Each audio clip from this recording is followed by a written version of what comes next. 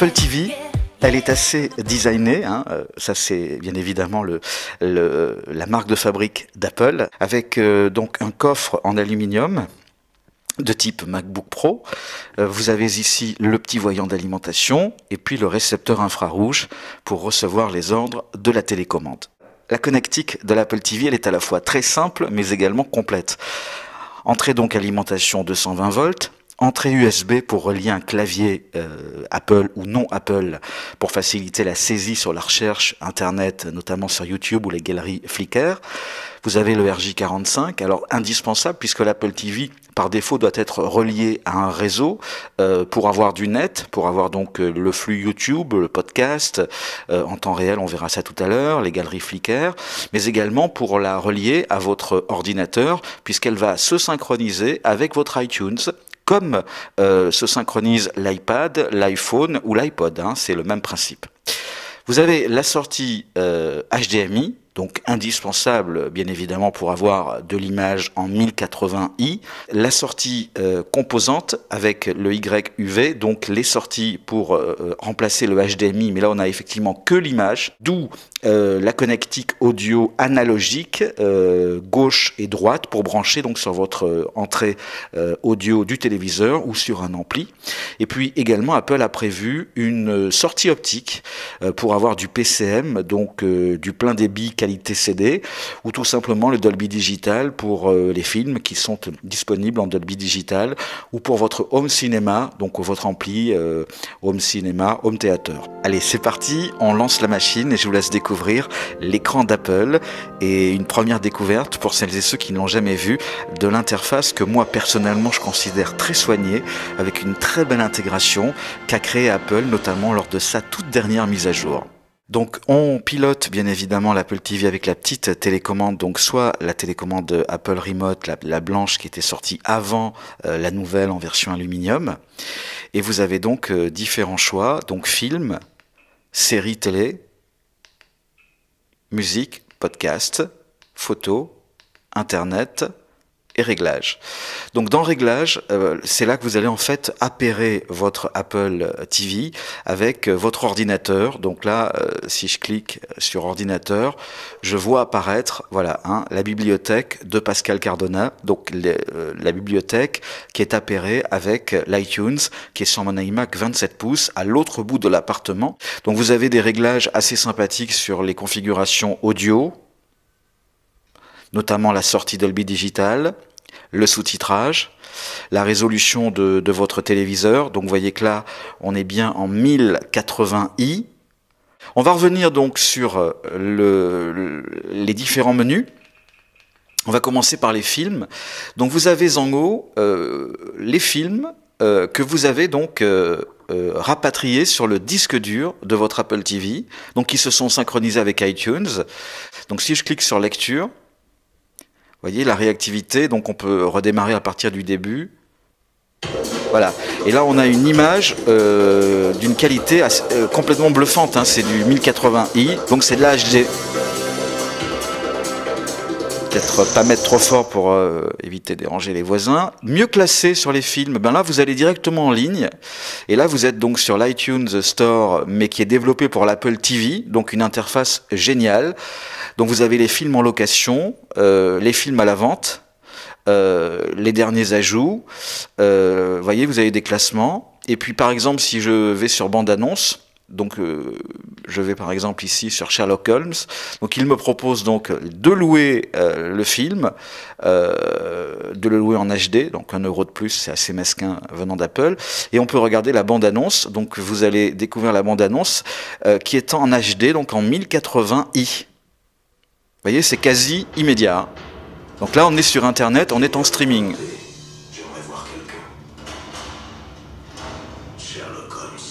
Donc je vais sur séries télé, et là, même chose, je vais retrouver à la fois les séries télé comme Fringe, que j'avais téléchargé gratuitement lors de la promotion sur l'App Store, sur l'iTunes Store il y a quelques mois. On a également donc la révolution Twitter, donc ça je l'ai enregistré en HD, c'est sur le disque dur. Donc ça c'est notamment un film sur le disque dur, vous voyez, HD.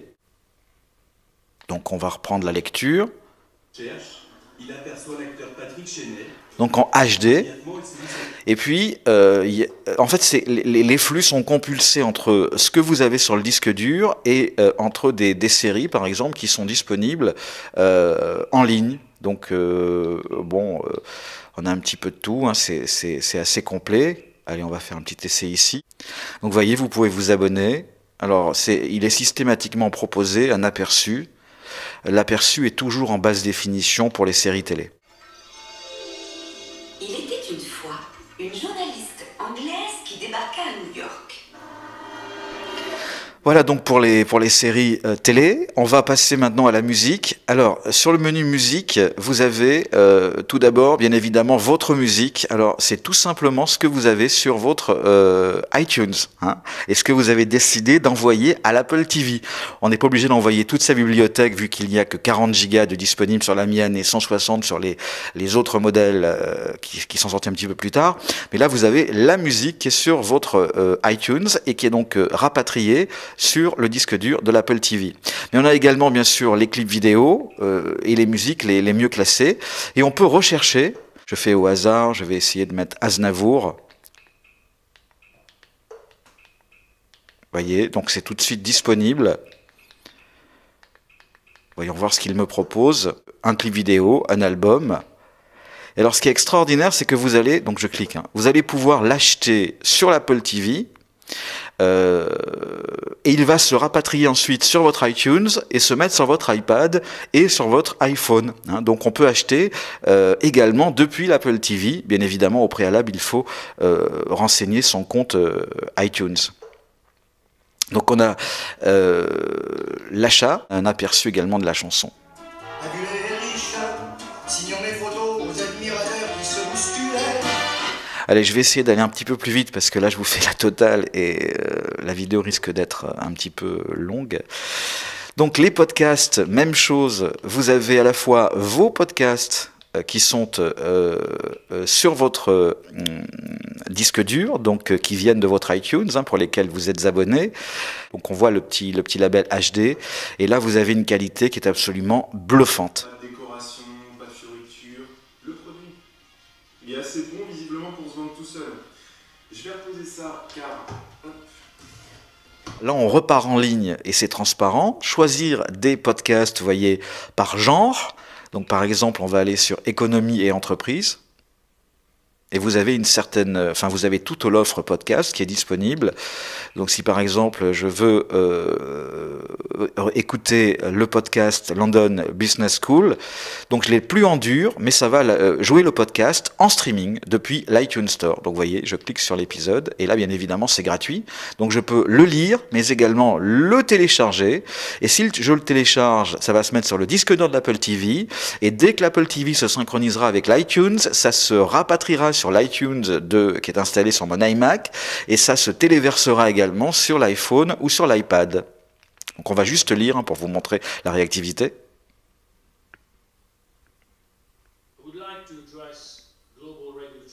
Donc vous voyez allez, on va aller chez nous à Radio France par éditeur. On peut également retrouver les podcasts. Donc l'humeur de Didier Porte. Je vous conseille ce podcast, il est absolument génial. C'est diffusé sur France Inter tous les jours. Donc on va le lire.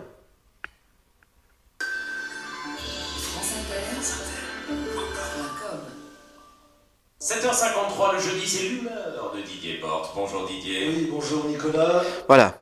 Je vais maintenant vous montrer l'interface photo. Alors, vous avez vos photos, donc c'est tout simplement les photos qui sont sur votre aperture ou sur votre e-photo que vous avez choisi. Donc, vous avez cliqué sur iTunes les albums que vous souhaitez rapatrier sur votre Apple TV. Donc là, ce sont les photos en fait de votre bibliothèque, avec la possibilité de les regarder une par une. Donc vous voyez, la qualité est géniale. Et de les jouer via un diaporama avec une musique en fond qui va se choisir de façon aléatoire sur l'iTunes qui est sur le disque dur de votre Apple TV. Avec l'effet Keyburn.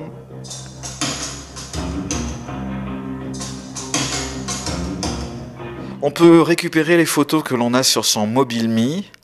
Donc ça c'est bon, c'est une fonctionnalité sympathique. Encore faut-il, vous voyez, j'avais mis sur mon MobileMe un petit clip vidéo, donc on y a accès, photos, vidéos, tout ce qui est sur MobileMe, on y a également accès en streaming, donc réactivité. D'ailleurs, le MobileMe sur l'Apple TV est beaucoup plus réactif que sur l'ordinateur. Ça, je sais pas pourquoi, mais en revanche, vous en avez la preuve là, tout de suite. Ensuite, vous avez votre galerie Flickr, enfin du moins tout Flickr, qui est intégré à l'Apple TV. Donc là, j'ai par exemple ma galerie qui est disponible ici. Donc vous allez voir, voilà, mes albums les plus récents. Donc il y en a 500, on peut les jouer. On peut les jouer en diaporama avec une musique qui va venir donc de votre iTunes. Donc je fais un petit essai, voilà. Donc là on a des photos disponibles. Je clique, vous voyez, et avec l'effet K-Burn, eh bien on va avoir le diaporama de la galerie Flickr. Donc des requêtes sont faites sur les serveurs Flickr. Et ça pour des soirées entre amis, franchement c'est génial. Parce que vos amis peuvent très bien, vous l'avez compris, aller ici sur l'arborescence de Flickr, j'y retourne, et rechercher tout simplement. On a un champ, je vais le retrouver vers le haut. Voilà, on a un champ recherché, donc on peut à tout moment rechercher le nom d'une photo ou le nom d'un utilisateur Flickr et partager les photos lors d'une soirée pendant un diaporama. On a les réglages photos, donc là vous avez, voyez, l'effet K-Burns que vous pouvez activer ou pas, le mix des photos, la répétition, la durée de passage des diapositives, le mix de musique, là il est activé, la musique par défaut, on peut choisir également des musiques spécifiques pour chaque diaporama et ça les mémorise bien évidemment. Ensuite on a un accès internet avec, alors je vais commencer par radio parce que là aussi c'est assez bluffant l'intégration.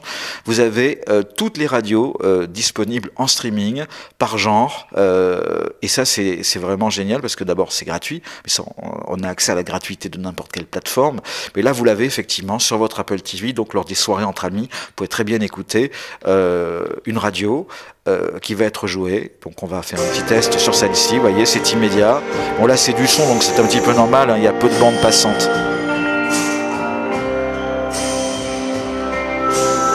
Voilà donc pour l'intégration des radios. Et puis vous avez l'intégration YouTube. Donc là, on va aller par exemple sur les vidéos les plus regardées. Avec des options de recherche complémentaires. Donc on peut enregistrer dans ses favoris, signaler comme inapproprié, puisque je me suis logué en fait sur mon compte YouTube, donc il y a interaction totale entre l'Apple TV, le compte YouTube, que l'on retrouve donc sur le net. Je vous ai donc fait un tour non exhaustif, j'insiste vraiment parce qu'il y a plein d'autres fonctionnalités assez poussées que vous pourrez découvrir sur les différents forums ou peut-être sur d'autres podcasts qui concernent cette petite machine qui est pour moi un petit bijou. Les invités qui sont venus chez moi le savent, on a souvent recours à l'Apple TV pour regarder des photos, pour regarder des vidéos. On a même fait une soirée avec des amis YouTube. Chacun prenait la télécommande à tour de rôle, choisissait sa vidéo YouTube et faisait partager donc ses choix avec les autres invités. Donc vous voyez, on peut tout faire. Très belle intégration, ça je l'ai déjà dit, je me répète, je vous quitte.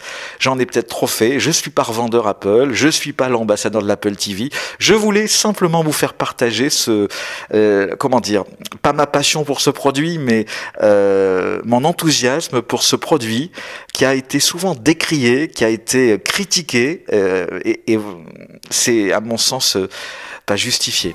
Je vous dis ciao ciao, à très bientôt, merci pour votre fidélité, postez vos commentaires, n'hésitez pas, j'attends vos encouragements, ils seront tous les bienvenus.